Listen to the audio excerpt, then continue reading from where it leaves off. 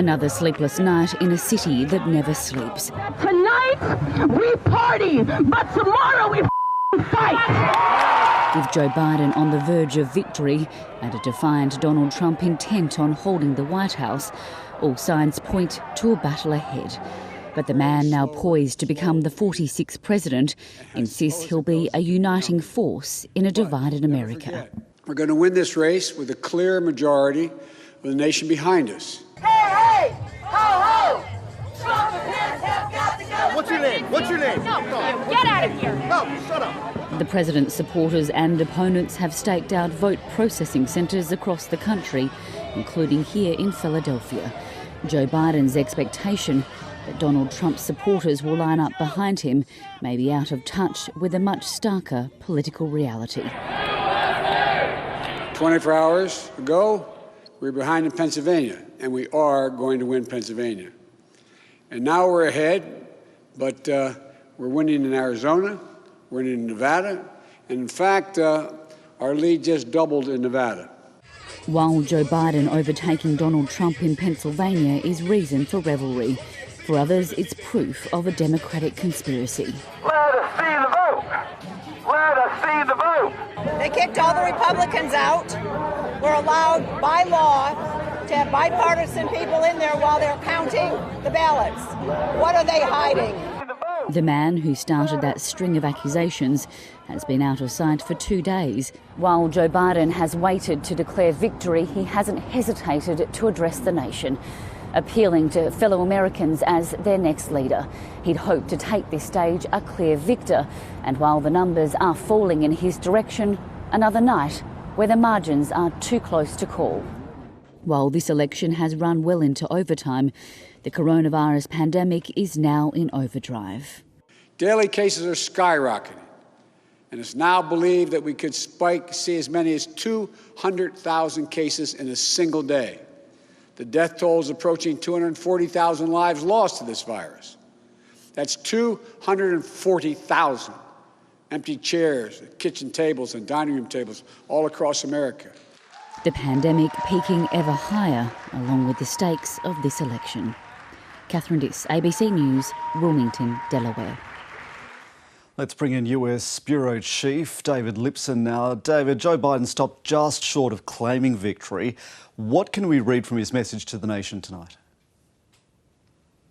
Well, Jeremy, it's clear that Joe Biden is someone who wants to portray the fact that he will be declared, or at least clearly believes he will be declared president-elect sometime in the coming hours. And so he's delivered something pretty close to an acceptance speech in which he promised to get to work on his key election issues of coronavirus, racial inequality and climate change. He's also spoken in pretty presidential terms about the need to heal the deep divisions of this nation, but the process, as you know, isn't there just yet. It's still got some way to play out, and Joe Biden hasn't been officially declared the winner, so he hasn't declared victory.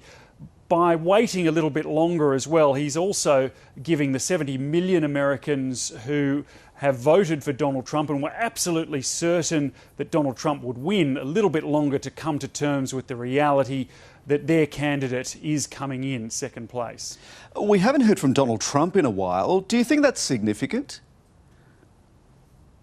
Well, I think it is significant for a man like Donald Trump. He has fired off a few tweets today, one of them suggesting that he didn't seem to understand how he could have been overtaken in the tally since Election Day. Well, we all know the reason. It's because of the mail-in ballots that are still being counted. His campaign is still seeking donations to run this slew of court challenges that have been promised, but we're yet to see the evidence pointing to what Donald Trump has labelled mass voter fraud. We're also hearing from the White House of a pretty sombre scene, a few empty desks, quite a few people not showing up for work today. And to make matters worse for the President, Donald Trump, his own Chief of Staff, Mark Meadows, has now tested positive for coronavirus. But of course, any declaration could still be some time away. With the prospect of electoral loss looming, the Trump campaign is turning to the courts to keep any slim hopes alive. Our correspondent Greg Jennett is on the ground in Detroit, Michigan, one of the key states that Mr. Trump has lost. Remember back on election day, Donald Trump told Republican campaign workers winning is easy, losing is never easy. Not for me, it's not. Well, that quote might now offer greater insights than anyone realised at the time. Donald Trump has not lost this election, but his public statements and his tweets since then suggest he's struggling with the idea that he might. Joe Biden should not wrongfully claim the office of president, he's written. And I had such a big lead in all those states late into election night, only to see the leads miraculously disappear. It all raises the question, when and how could the president accept that it's over? What do we want? When do we want them? They're cheating. They're making ballots. It's a fraud. The Democrats have dead people voting for them. They do this every single time. Stop the steal! It's easy to understand why Donald Trump's hanging in there. 70 million Americans backed him. Count the legal votes! Count the legal votes! But if he digs in after official results say he's down for the count, he'll enter a fight that pits him against centuries-old conventions of America's two-party system. The peaceful transition of power has been a mainstay of American democracy, from one-term presidents like Jimmy Carter I, Jimmy Carter, do solemnly swear. and George H.W. Bush, to former presidential hopeful Al Gore's eventual concession to Mr. Bush's son in the cliffhanger 20 years ago. This is a case where they're trying to steal an election. They're trying to rig an election. Now, mainstream Republicans appear to be putting distance between themselves and the Trump brand. The president's speech last night was very disturbing to me because he made very, very serious allegations without any evidence to support it. Frivolous lawsuits to drag this out, if there's no merit to them, absolutely is wrong for the country.